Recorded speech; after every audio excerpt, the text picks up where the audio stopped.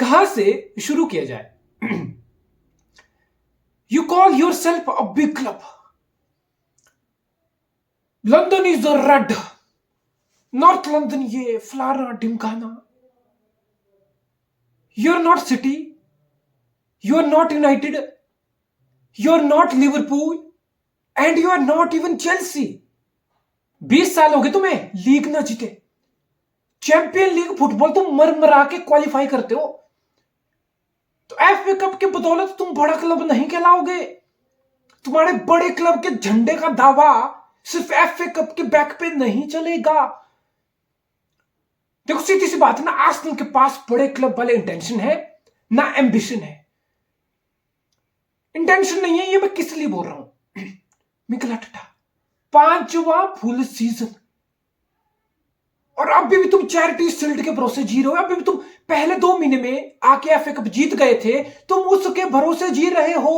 Trust the process, trust the process. अरे भाई process पे ट्रस्ट कर लिया, तुम्हें एक अच्छी सॉलिड टीम मिल गई, बन गई, बैकिंग मिल गई तुम्हें।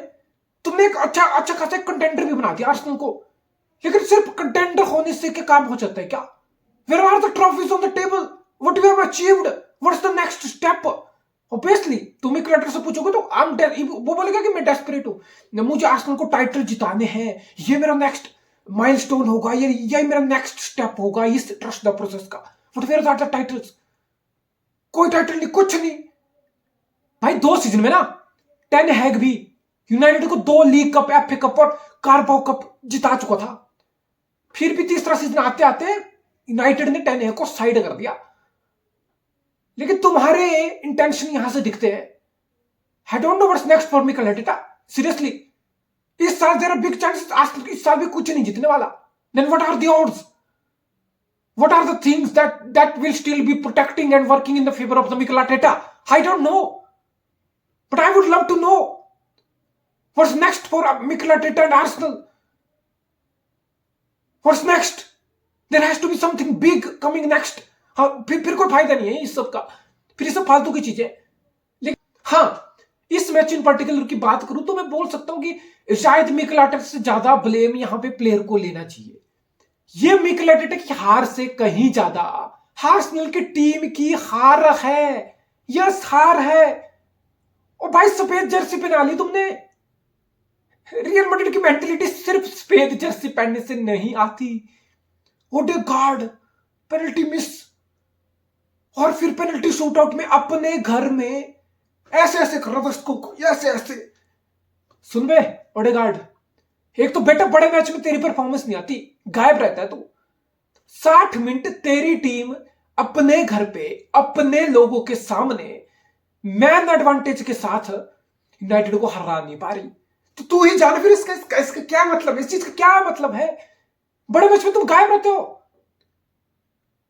Look at Bruno Fernandes. मतलब यूनाइटेड में 100 कमी होगी इस टाइम, लेकिन बड़ा मैच, बड़ा occasion, I can name many games जहां पे ब्रूनो फर्नांडिस स्टेप अप करता है भाई।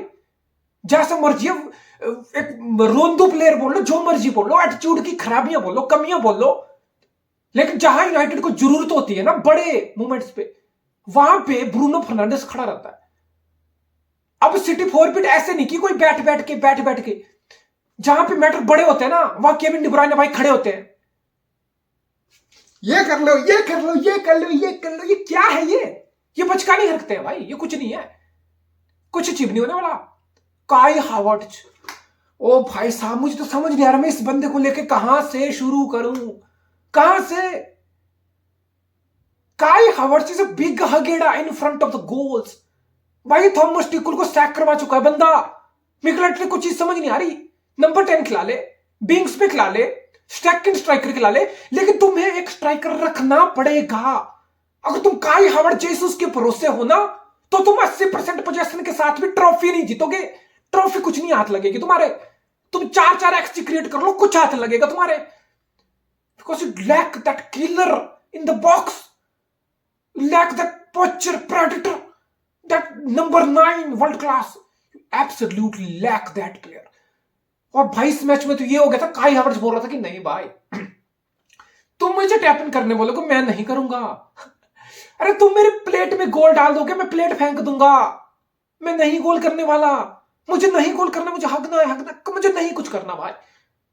मुझे पेनल्टी शूट आउट में तुम पेनल्टी दोगे, मैं वो भी स्कोर नहीं करूंगा। इमेजिन इमेजिन तुम 20 साल बाद तुम्हारी एक टीम बनी है, सुपर टीम जैसी कुछ। 20 साल बाद तुम टाइटल की तरफ तुम्हारा एम्बिशन है, और तुम्हारा नंबर 9 जेसूस है, तुम्हारा नंबर 9 काई हावर्ड्स है।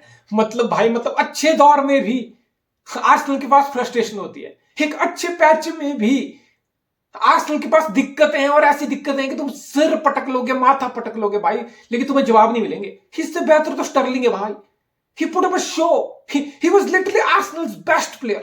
Declan Rice आके कुछ डायनामिक्स को चेंज करने की कोशिश किया, but that's just not good enough. And that's not a good enough performance. Arsenal के प्लेयर ने मिकेल आर्टेटा को बिग टाइम लेट डाउन किया है।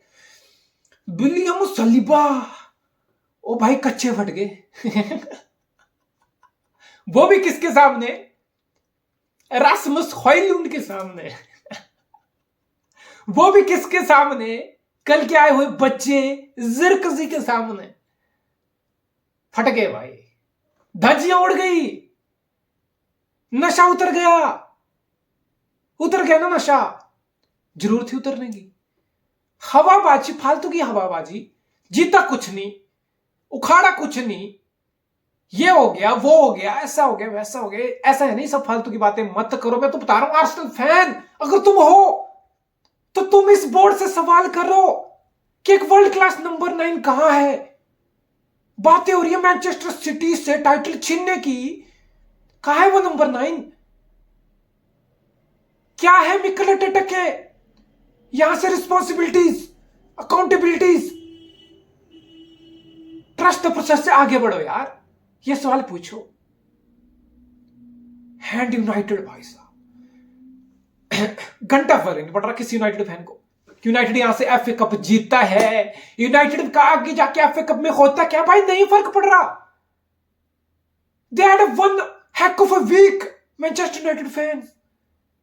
एनफील्ड जाना, फिर अगले हफ्ते एमिरेट्स जाना।